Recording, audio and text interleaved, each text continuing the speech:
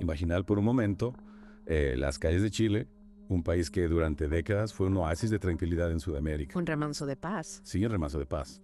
Pero desde 2018, una sombra se ha ido extendiendo, una sombra que trae consigo el miedo y la violencia. La sombra del Tren de Aragua. Exacto. Una organización criminal nacida en las cárceles de Venezuela, Ajá. que se ha expandido por Sudamérica como una mancha de aceite, llegando finalmente a Chile. Y lo que comenzó en las prisiones venezolanas controlando el tráfico de drogas y la extorsión dentro de sus muros. Se ha transformado en una amenaza transnacional con tentáculos que se extienden por todo el continente, aprovechando las rutas migratorias para infiltrarse en países como Colombia, Perú, Ecuador, Bolivia. Uf. Y sí, también Chile. Dice, ¿qué fue lo que la policía chilena descubrió en 2022 sobre esta banda? Algo que los dejó realmente impactados, incluso a ellos acostumbrados a lidiar con el crimen.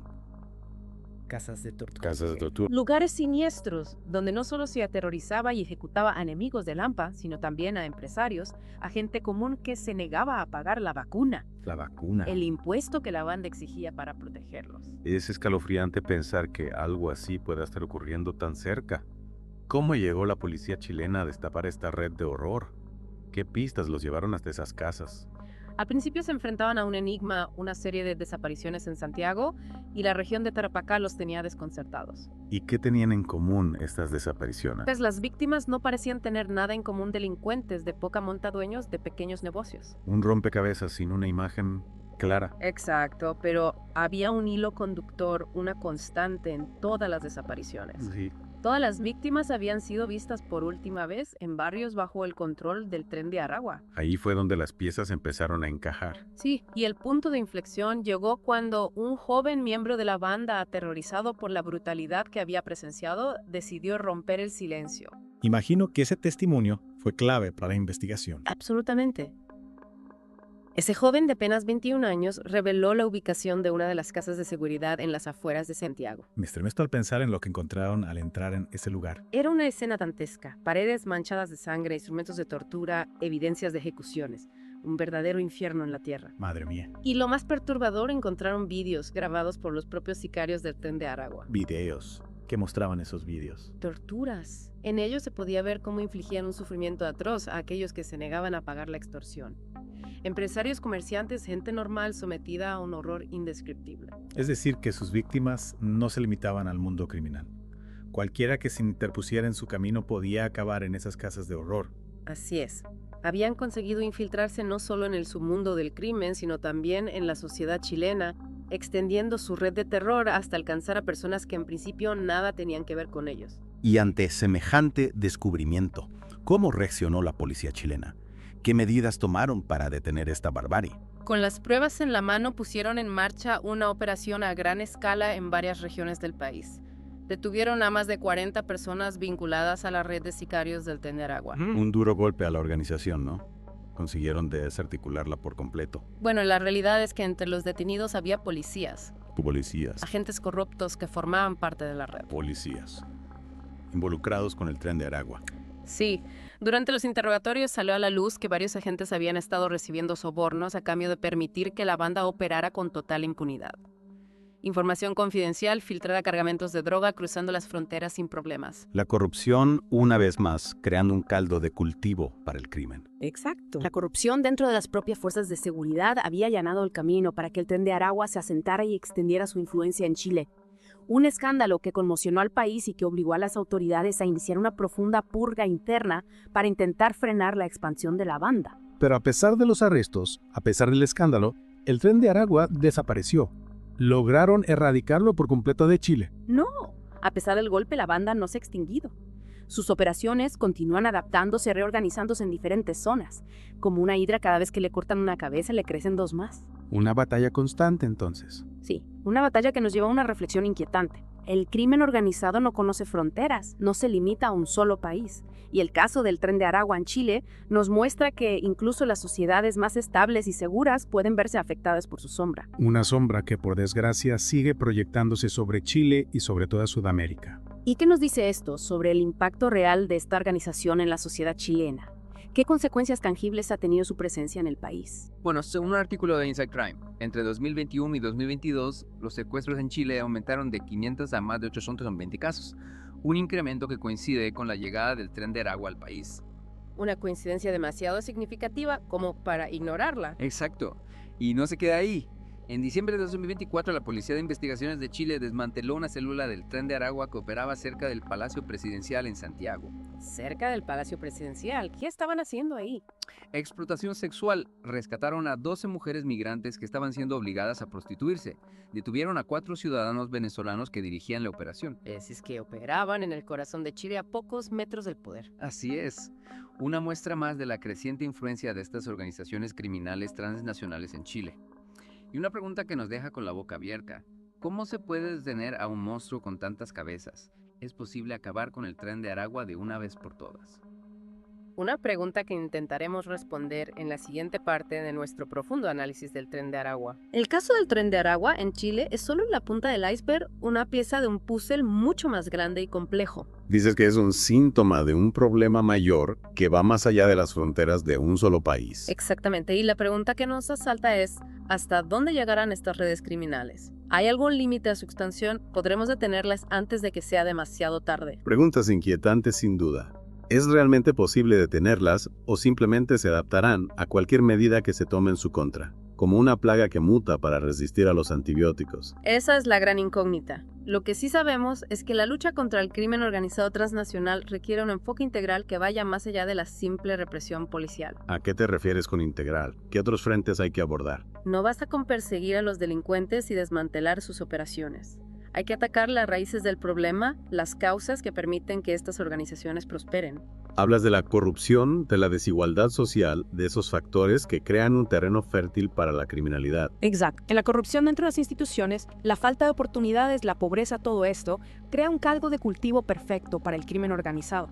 Mientras existan estas condiciones, será muy difícil erradicarlo por completo. Es como intentar vaciar un océano con un cubo. Y a nivel internacional, ¿qué se está haciendo para combatir este problema? ¿Existe algún tipo de cooperación entre países para hacer frente a esta amenaza global? Por supuesto. Hay diversas iniciativas en marcha. Por ejemplo, la Interpol tiene un programa específico para combatir el crimen organizado transnacional que incluye el intercambio de información entre países, la capacitación de las fuerzas de seguridad y la cooperación judicial. ¿Y está dando resultados este tipo de cooperación? ¿Se está logrando algún avance? Es un proceso lento y complejo, pero se están dando pasos en la dirección correcta. Lo importante es que haya una voluntad política real de combatir este problema, que los gobiernos se tomen en serio la amenaza y destinen los recursos necesarios para hacerle frente. Porque al final el crimen organizado afecta a todos, ¿verdad? No solo a las víctimas directas de la violencia, sino a toda la sociedad. Sin duda. No solo genera violencia e inseguridad, sino que también socava las instituciones, la economía y el tejido social de los países. Es un cáncer que corroe desde dentro, debilitando los cimientos de la sociedad. Un cáncer que hay que extirpar de raíz. Exacto. Y para ello se necesita un esfuerzo conjunto, un frente común que involucre a todos los actores, gobiernos, organizaciones internacionales, sociedad civil. Todos debemos unir fuerzas para combatir este mal, para proteger nuestro presente y construir un futuro más seguro y justo. Volviendo al caso del tren de Aragua, ¿qué lecciones podemos aprender de la experiencia chilena? ¿Qué nos dice este caso sobre la vulnerabilidad de nuestras sociedades ante el avance del crimen organizado? Creo que Chile nos enseña una lección fundamental. Ningún país es inmune al crimen organizado transnacional. Incluso un país con una larga tradición de estabilidad y seguridad como Chile puede verse afectado por este fenómeno. Es una llamada de atención para todos los países de la región, una señal de alarma que no podemos ignorar. Sí, la lección es que debemos estar preparados, debemos fortalecer nuestras instituciones, combatir la corrupción y crear oportunidades para todos. Debemos cerrar las grietas por las que se cuela el crimen organizado, construir una sociedad más justa e igualitaria, donde la desesperanza no sea un caldo de cultivo para la violencia. En lo contrario, corremos el riesgo de que estas organizaciones criminales se arraiguen, se extiendan y se conviertan en un problema aún mayor, que la sombra del miedo se extienda por nuestras calles y nos robe la libertad. Exactamente. El caso del tren de Aragua es una advertencia que no debemos ignorar, un recordatorio de la fragilidad de la paz y la seguridad y de la necesidad de estar siempre alerta de luchar sin descanso contra las fuerzas que amenazan con destruir el tejido social. Y con esta reflexión creo que hemos llegado al final de la segunda parte de nuestro profundo análisis del tren de Aragua. El recorrido que hemos hecho por el mundo del tren de Aragua nos ha dejado con una sensación inquietante, ¿verdad? Sí, sin duda. La expansión de esta banda criminal por Sudamérica nos recuerda la complejidad y la gravedad del problema del crimen organizado transnacional. Es como una hidra, una bestia de 1000 cabezas que parece imposible de derrotar. Y aunque hemos profundizado en su accionar en Chile, su origen venezolano es un factor clave para entender su brutalidad y su capacidad de adaptación. Es necesario comprender de dónde vienen para saber a qué nos enfrentamos. Efectivamente, el Tren de Aragua surgió en un contexto de crisis política, económica y social en Venezuela. Un caldo de cultivo perfecto para la violencia y la criminalidad, donde la desesperanza y la falta de oportunidades empujan a muchos hacia el abismo del crimen. Las cárceles venezolanas controladas por los pranes, esos líderes criminales, que ejercen su poder desde dentro de los muros, se convirtieron en auténticas escuelas del crimen donde se forjaron los líderes de esta banda. Allí aprendieron a manejar las redes de extorsión, el tráfico de drogas y armas y a usar la violencia extrema como herramienta para controlar y aterrorizar. En esas cárceles, la ley del más fuerte es la que impera y la brutalidad se convierte en una forma de supervivencia. Y cuando la crisis venezolana se agudizó, vieron la oportunidad de expandirse a otros países siguiendo las rutas migratorias. Un éxodo masivo que, por desgracia, se convirtió en un vehículo para la expansión de su red criminal. Exacto. Aprovecharon la desesperación de miles de venezolanos que huían de la pobreza y la violencia para reclutar nuevos miembros y establecer sus redes criminales en otros países. La migración, que para muchos era una esperanza de una vida mejor, se convirtió en una herramienta para la expansión del crimen. Es decir, que la migración masiva se convirtió en un arma de doble filo. Por un lado, una vía de escape para muchos venezolanos, pero por otro, una oportunidad para que el Tren de Aragua extendiera sus tentáculos por la región. Tristemente así es. Y esta situación nos plantea un desafío aún mayor: cómo abordar la crisis migratoria sin que se convierta en un caldo de cultivo para el crimen organizado.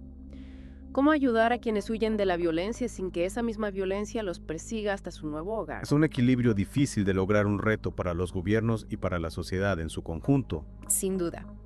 Requiere una acción coordinada entre los países de la región para atender las necesidades de los migrantes al mismo tiempo que se fortalecen los controles migratorios y se combaten las redes de tráfico de personas. Y la explotación laboral es un desafío complejo, pero no podemos mirar hacia otro lado. Y por supuesto no podemos olvidar la lucha contra la corrupción, que es un factor clave que facilita la expansión del crimen organizado.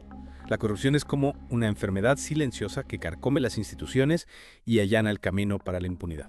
Absolutamente. La corrupción debilita las instituciones, erosiona la confianza en el sistema y crea un ambiente propicio para la impunidad. Es un cáncer que hay que extirpar de raíz con medidas contundentes y un compromiso real por parte de todos los actores sociales. Es un círculo vicioso que hay que romper, un desafío que nos interpela a todos. Exacto. Y para ello se necesita una voluntad política real, una sociedad civil activa y una cooperación internacional efectiva. Es una batalla que solo podemos ganar si trabajamos juntos con determinación y con la esperanza de construir un mundo más justo y seguro. El caso del Tren de Aragua es una llamada de atención para todos. Nos muestra que el crimen organizado transnacional es un problema global que requiere soluciones globales. Un problema que no conoce fronteras y que nos afecta a todos de una u otra forma. Y que la lucha contra este flagelo es una responsabilidad compartida por todos los países. No podemos permitir que el miedo nos paralice ni que la indiferencia nos convierta en cómplices. Debemos actuar con determinación y esperanza para construir un mundo más justo y seguro para todos. Y con esta reflexión cerramos nuestra profunda inmersión en el mundo del Tren de Aragua. Esperamos que este viaje que nos ha llevado por los rincones más oscuros de la realidad latinoamericana os haya ayudado a comprender mejor la complejidad de este fenómeno y os motive a seguir investigando y reflexionando sobre este importante tema.